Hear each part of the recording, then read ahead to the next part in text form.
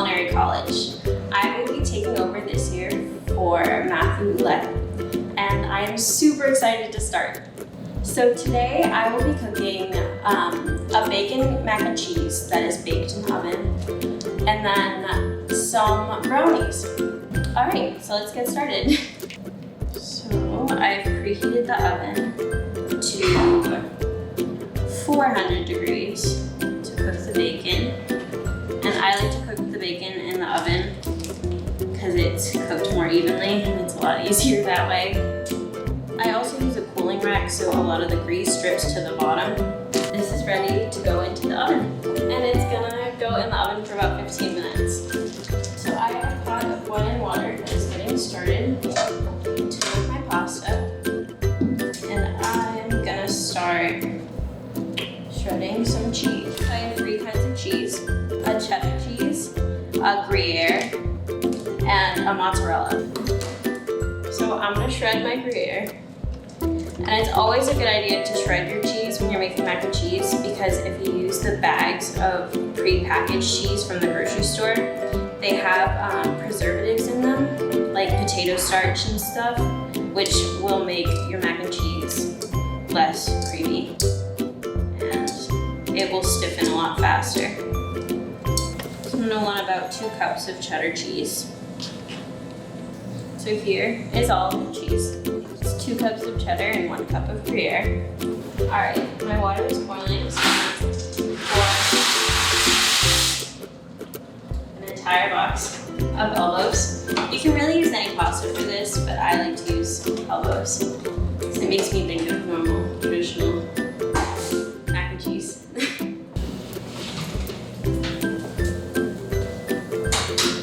Awesome. So here's the bacon. I like my bacon in my mac and cheese a little bit crispier because it adds more texture to it. And there's nothing better than crispy bacon. So now we're gonna set this off to the side to let it cool down for a few minutes before I chop it up and put it into the mac and cheese. So I just buttered this up so nothing gets stuck to the bottom. I'm also gonna turn the oven down to 375 so I can bake the mac and cheese. A lot of people put breadcrumbs on top when they make baked mac and cheese, but I like to use crispy onion strings because they are so good, and I'm so excited. So I'm gonna put them in a Ziploc bag.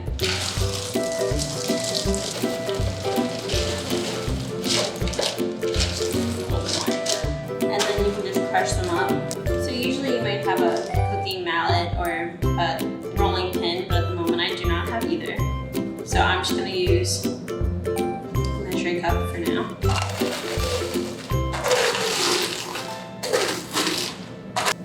That looks good. So now we have our topping for baked mac and cheese. So I'm gonna need 2 cups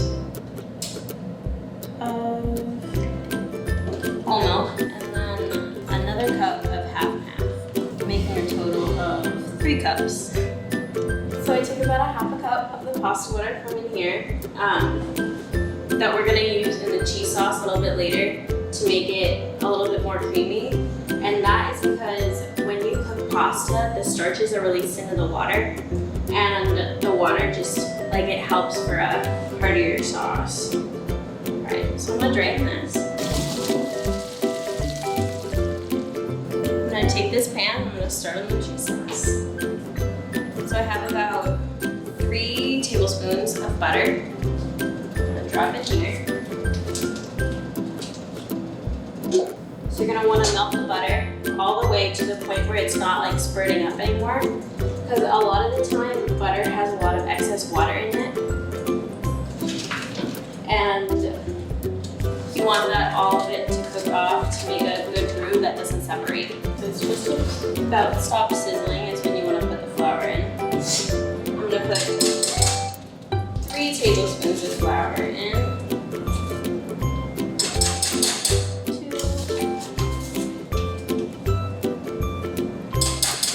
And 3. You wanna keep stirring it until all of the lumps are gone. And you want it to be a lighter roux. That's what it should look like. And once you have that all done, you're gonna take the milk and cream mixture and you're gonna pour just a little bit at a time.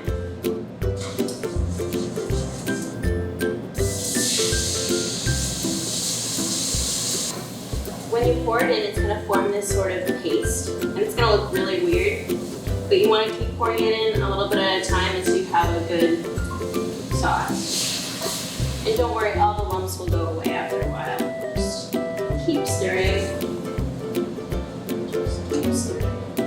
I'm gonna switch to a whisk just so I can get all the lumps out a little bit better. So you're just gonna leave that to come to a boil and get a little bit thicker. In the meantime, I'm gonna add salt and pepper to taste. I'm gonna add a good amount.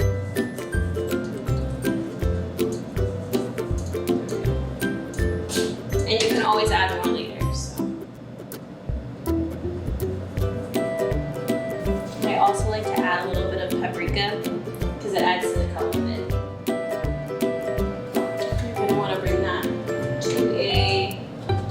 Boil. Not exactly a boil, more like a simmer. So while we're waiting for this to simmer and get a little bit thicker, why don't I tell you a little bit more about myself? I have always loved cooking so much. My parents actually get mad at me because I cook too much. I was actually one of those kids where like everybody else at daycare would go play and they'd watch Blue's Clues. And then I'd go hang out with my daycare person and watch Food Network. Got my first mini blowtorch at 14. And cooking's just been my all-time favorite hobby. It's a huge stress reliever. I just love it so much. I'm actually gonna put the cheese in because this is a little bit thicker. You'll know when this is done when it coats the back of a spoon. Like that. It's pretty good. Stir it up. I'm actually gonna take it off the heat just so the cheese doesn't get all hot and separate. That was a third before. This is another third of the cheese. And we're gonna save the last third of cheese for when we bake it. I did it in thirds so it would melt a little bit better. And I'm gonna save this last third so we can put it in with the mac and cheese when we bake it so it's extra cheesy. I'm actually gonna add a little bit of mozzarella too, about half of this. And it's gonna make the cheese sauce stretchier, because that's what mozzarella cheese does, which is super cool. It's so cool. I'm gonna pour all of the pasta in. So we're gonna stir this up now. And we're just gonna add some of the pasta water that we had earlier. Cut up some bacon, which is the best part. If your cutting board is sliding around a little bit too much, you can just put a wet cloth underneath it and it will stop sliding.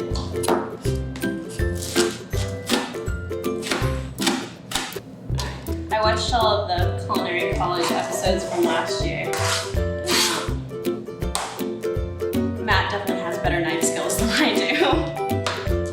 He was trained in the professional kitchen, which is pretty awesome. Though I wasn't trained in a professional kitchen, I did consider going the professional route. I actually got accepted to Johnson & Wales and considered going there, but I decided to come to LaSalle,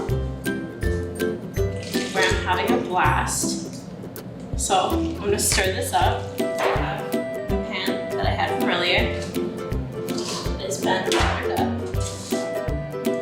I'm gonna take this, I'm just gonna pour it in.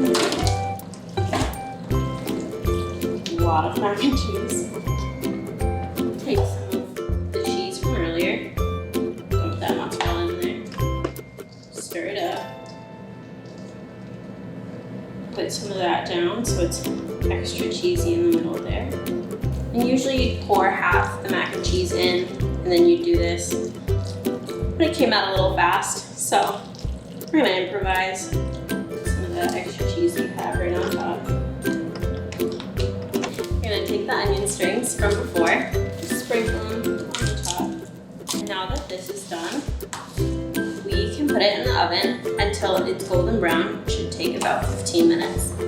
I know that in the last season of Culinary College, there's a lot of savory things and culinary things, but I love to bake, so I'm so excited to bake. So we're gonna do a little bit of both this season. We're gonna bake and we're gonna do some savory culinary stuff.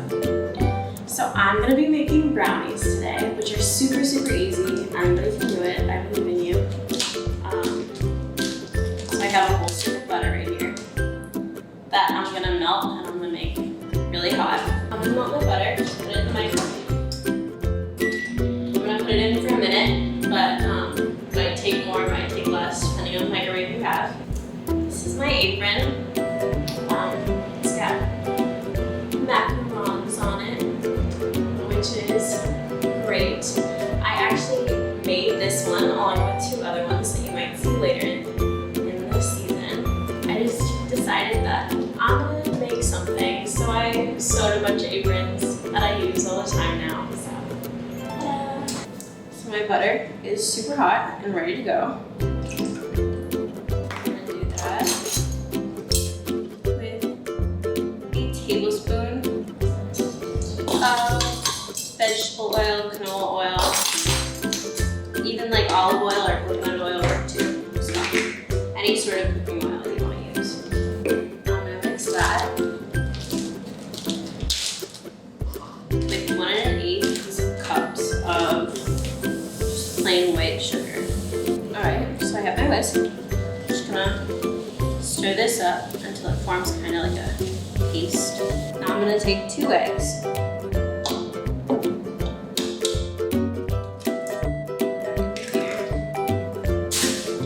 One, 2. And then I'm gonna take 2 tablespoons of vanilla extract. Sorry, these are so loud. 1.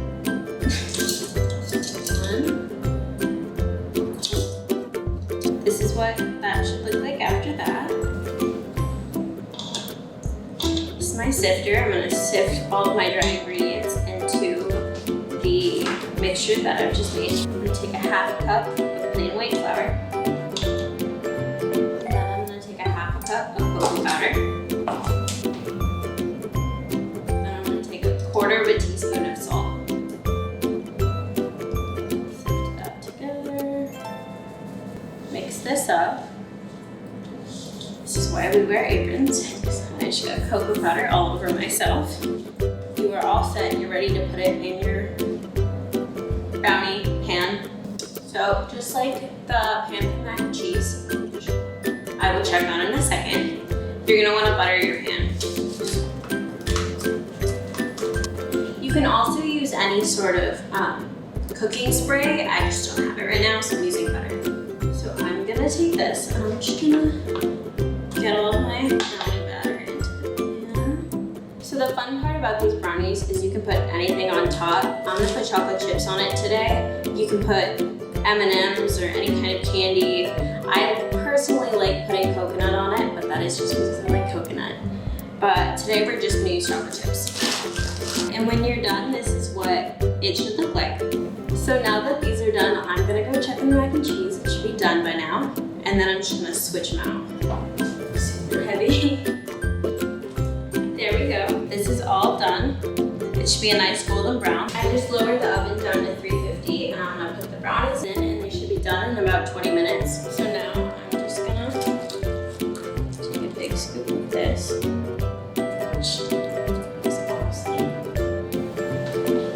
Back to the work. Alright. I'm gonna try it. Whoa. The mozzarella makes it all stretchy. Alright, I'm gonna try it.